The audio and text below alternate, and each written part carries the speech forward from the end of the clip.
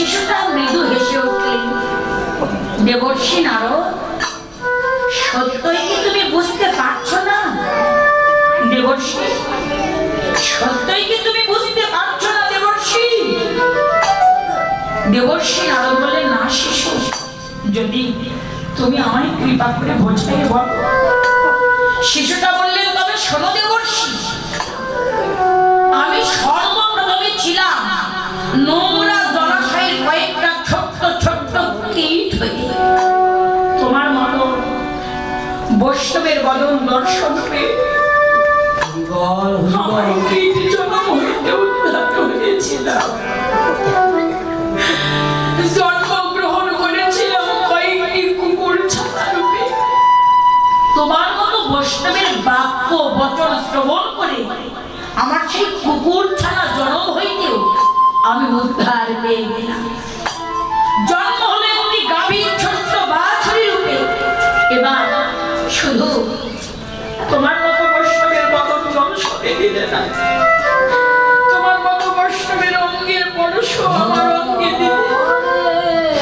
তোমার মতো বৈষ্ণবের অঙ্গ পরশ পেয়ে আমার সেই বাছুরি জন্ম উদ্ধার হয়ে গেল। আমি জন্ম পেয়েছি এমন স্বাধীন মানব জনম, দুর্লভ জনম। আমার বৈষ্ণব জানা, বৈষ্ণব জানা, তোমাদের সকলের চরণে আমার এই মিনতি।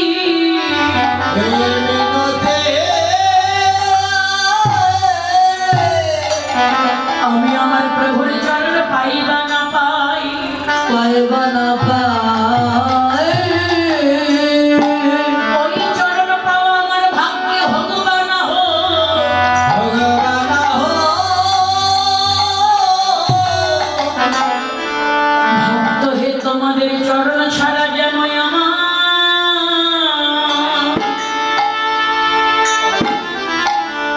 আমায় করো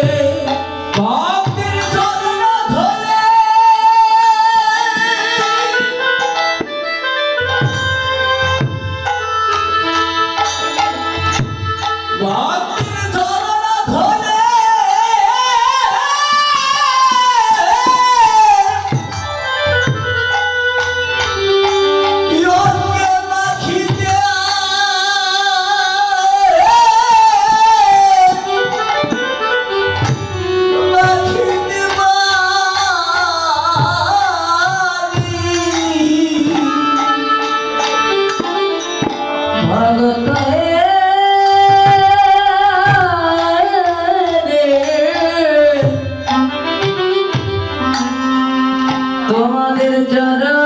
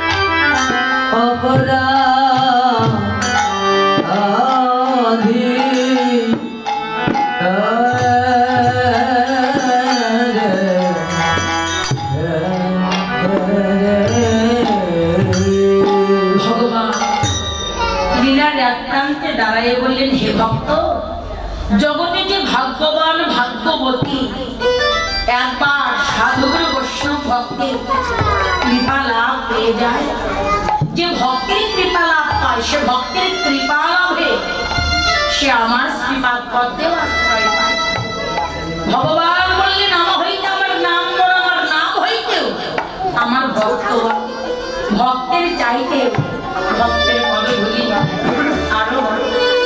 তাই ভক্তের কৃপা হলে ভগবানের কৃপা হবার আর বাকি থাকে না, বিলম্ব থাকে না।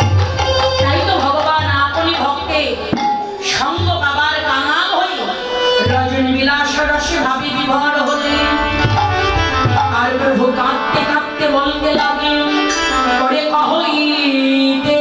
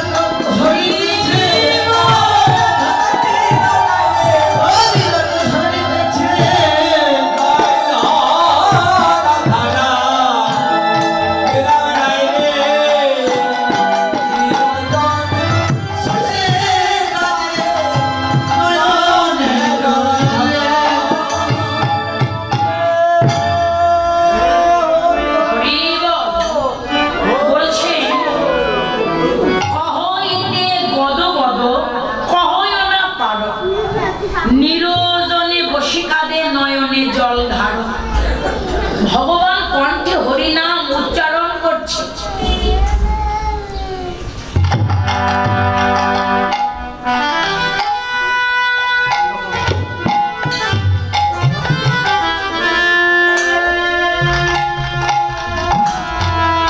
বলছেন ভগবান বদলে যে হরিনাম কৃষ্ণ নামে প্রতিধ্বনি করছে, এই ধ্বনিটা যেন গদ গদ আধো আধো ভাষায় আধো আধো বলে বলেছে।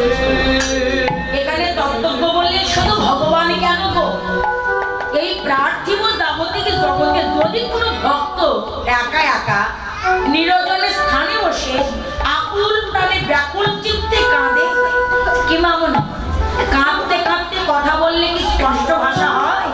স্পষ্ট ভাষায় কথা বলা যায় না।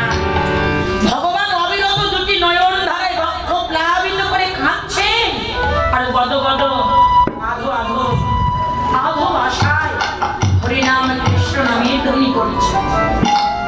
তাহলে বাবা যে অনন্ত কোটি জীবের সৃষ্টিকর্তা, সেই বিশ্ব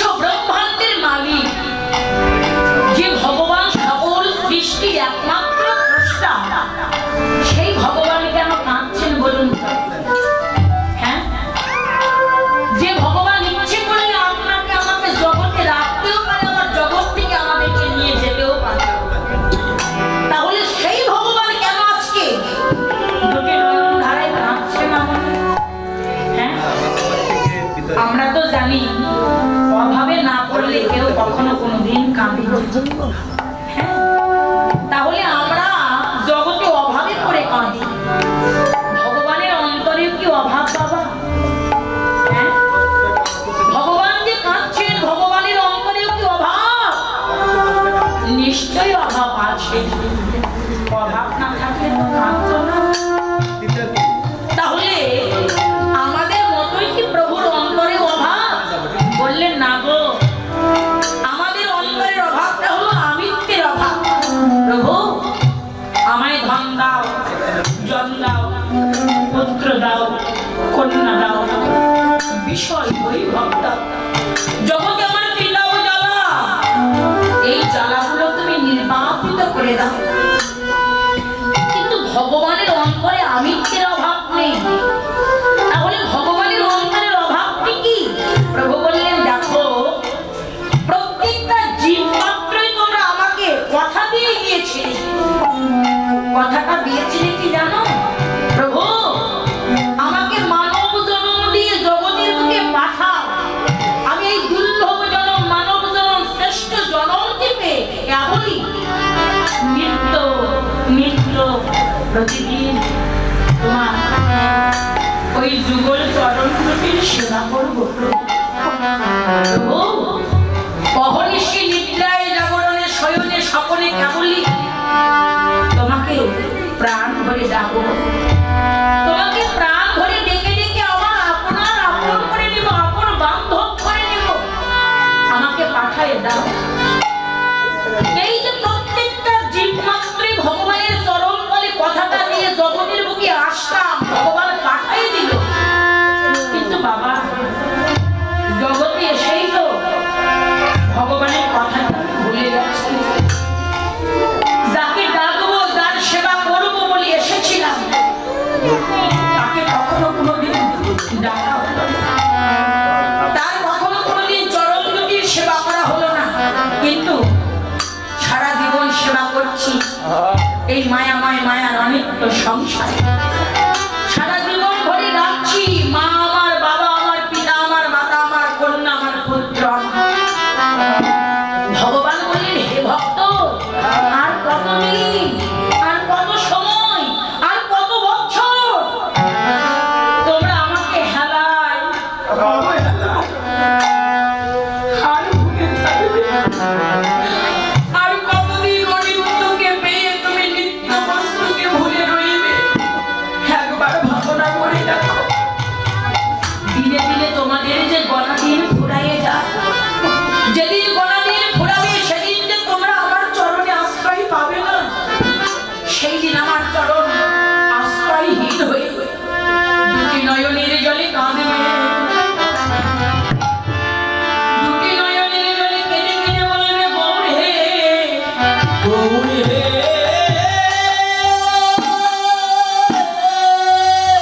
ভবে যে তুমি বিনা আমার আপনার কেহ নাই প্রভু।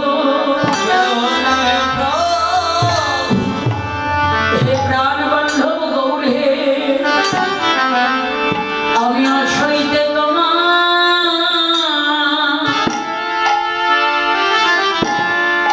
আমি তোমার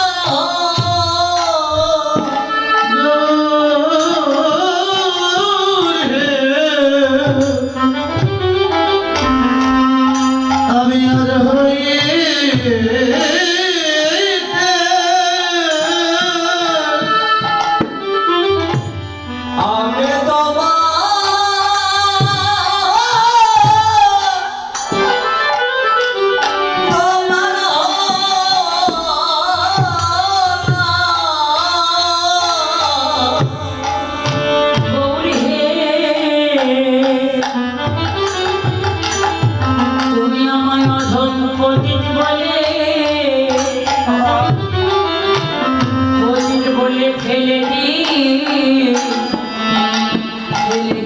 না গৌরে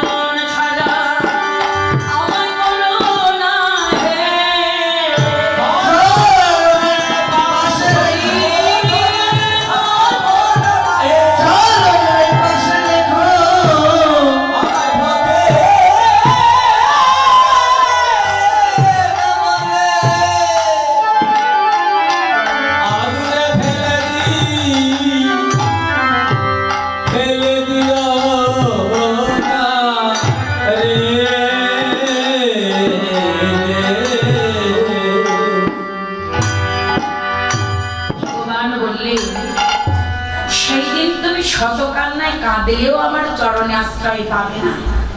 তাই ভক্ত সেদিনের সেই কথাটি ভাবনা করে আজ থেকে তোমরা নয়ন জলে কেঁদে আমাকে প্রাণ ভরে ডাকো।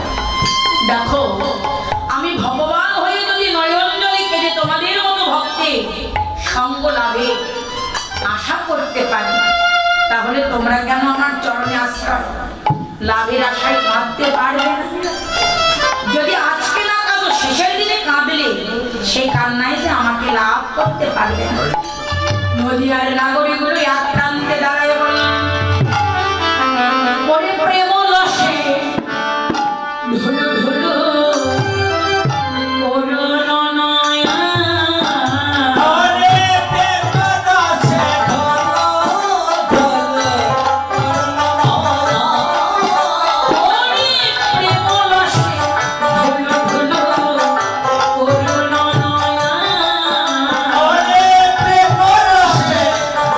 ধুলু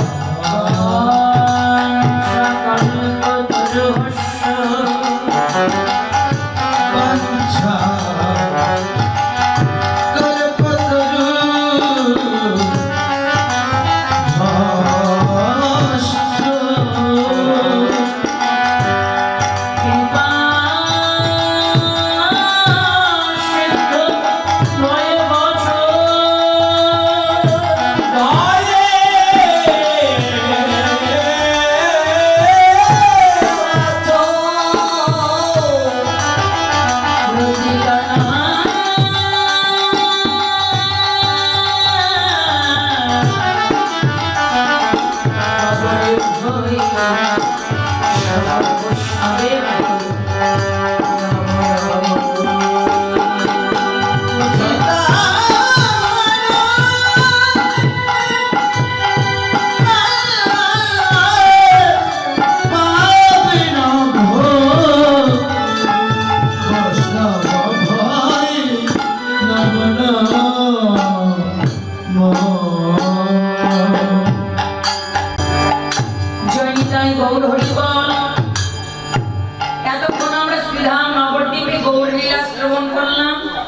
এবার গৌরীলাটি হৃদয় মন্দিরে রেখে আপন আপন নিজ নিজ গুরুর শ্রীপাদ পদ্ম হৃদয় মন্দিরে স্মরণ করে আমরা যাব মধুময় মধুর বৃন্দাবন মাঝারে। তো বৃন্দাবনের রায়ের দাঁড়ি প্রেমময়ী শ্রীমতী রাধা রানী আমার, তাই সকলে রাধা নামের জয়ধ্বনি উলধ্বনি দিয়ে দুটি বাহু উত্তোলন করে আমরা রাধা গোবিন্দের চরণে আত্মসমর্পণ আত্মনিবেদন করে বৃন্দাবন লীলায় যাব। আমার মামনি দিদিমণি বাবা দাদা ভাই সকলে একটু বাহু উত্তোলন করে তালে তালে বড় তালে জয় রাধে বলে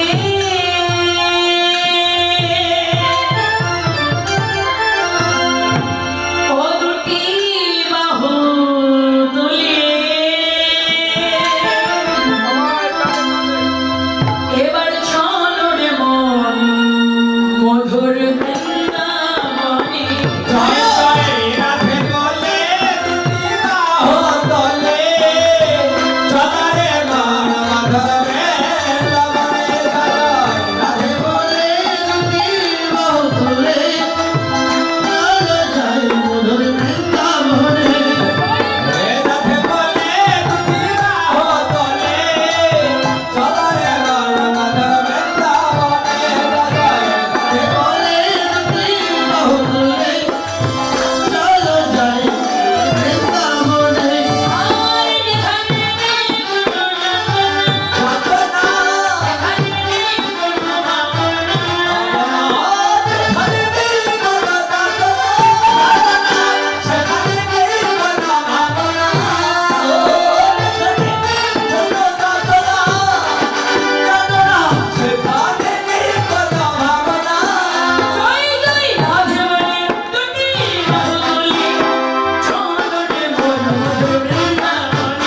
জয় রাধে বলে দুটি বাহু তুলে চলো রে মন মধুর বৃন্দাবনে।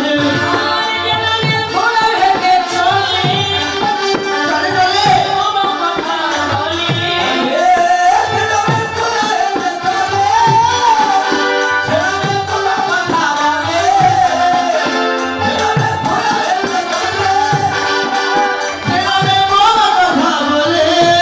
জয় জয় রাধে বলে দুটি বাহু তুলে চলো রে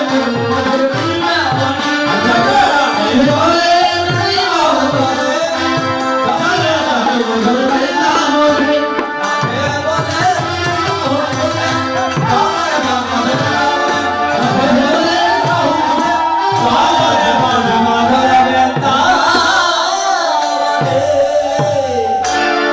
রাধা রানী কি শ্যাম সুন্দর কি ভক্তবৃন্দ কি জয় জয় রাধা গোবিন্দ নন্দে।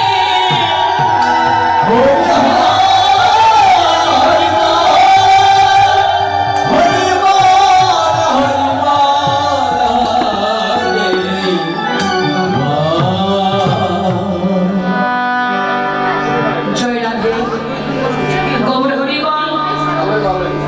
3 ঘন্টার আসো 5 ঘন্টার আসো। এবার আমরা মধুময় মধুর বৃন্দাবন লীলায় এসে উপস্থিত হলাম। যে মধুময় মধুর বৃন্দাবনে মধু হইতে অতিষ্ঠ মধুর লীলা প্রকাশিত হয়েছে। আমাদের বৃন্দাবনে প্রাণ বল্লভ গোবিন্দ সারা নিশি রাস নৃত্য করে রতির অলসে অবশ্যই রাধারানীকে বামে লয়ে নিকুঞ্জ কানন মন্দিরে শয়নে আসা। এদিকে অঘটন ঘটন কোটিবসী বৃন্দা দেবী যোগেশ্বরী যোগমায়া রজনী প্রভাতকালে জেগে উঠে দেখলেন আসিয়াছে। বৃন্দা দেবী আর বিলম্ব করলেন না।